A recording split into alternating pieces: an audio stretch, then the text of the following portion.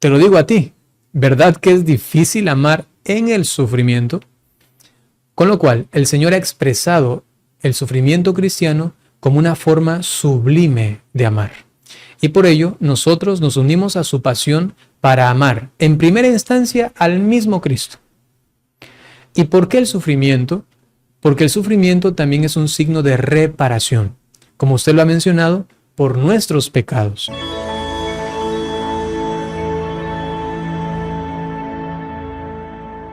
¿Cómo un católico explica y entiende que el sufrimiento del dolor es agradable a Dios?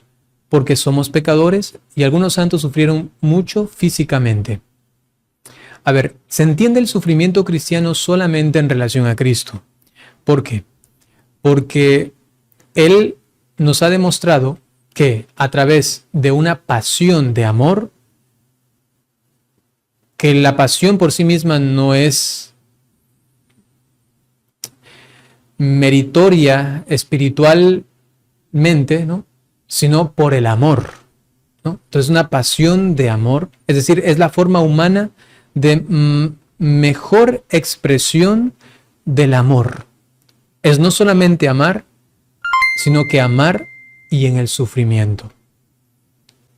Te lo digo a ti, ¿verdad que es difícil amar en el sufrimiento? Con lo cual, el Señor ha expresado el sufrimiento cristiano como una forma sublime de amar. Y por ello, nosotros nos unimos a su pasión para amar, en primera instancia, al mismo Cristo. ¿Y por qué el sufrimiento?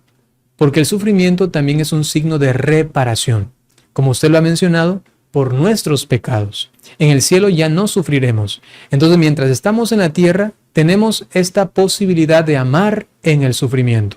Inclusive hay algunos santos, Santa Marianita del Niño Jesús, que decía, hay una envidia, también Teresa de Ávila, si no me equivoco, hay una envidia que tienen los que ya están ahora en el cielo. ¿Saben cuál es esa envidia que tienen los que están en el cielo? Envidia santa, ¿no? Es que ellos no pueden sufrir. Que ellos aman perfectamente, pero no pueden sufrir o amar en el sufrimiento, ¿no? Así lo ponían como poéticamente para entender la grandeza del sufrimiento, ¿no? Y por ello, entonces nosotros también asumimos el sufrimiento de buen agrado. Entonces, por reparación de nuestros pecados, pero también uniéndonos a la pasión de Cristo, pero también en reparación de los pecados de otros, pero también en comunión con la iglesia que se encuentra también en tribulación, ¿no? Entonces es importante entender este sentido, que además es tan sublime que hasta la misma ciencia humana nos dice que el sufrimiento hace tan grande a la persona.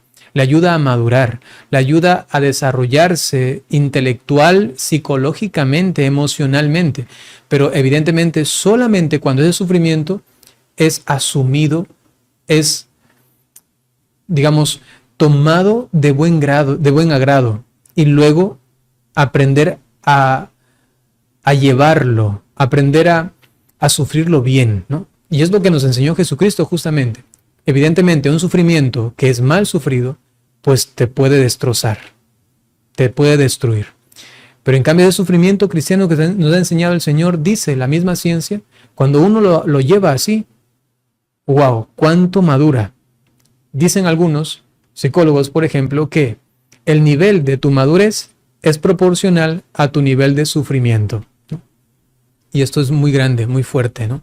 Y de entre quienes han sufrido muchísimo, evidentemente, además de Jesucristo, que es el que más, es la Virgen María. Santo Tomás de Aquino decía que la Virgen María es la que más sufre, no por sus pecados personales, sino por el tener esta visión tan clara de lo que es el pecado. Entonces ve el pecado en el mundo.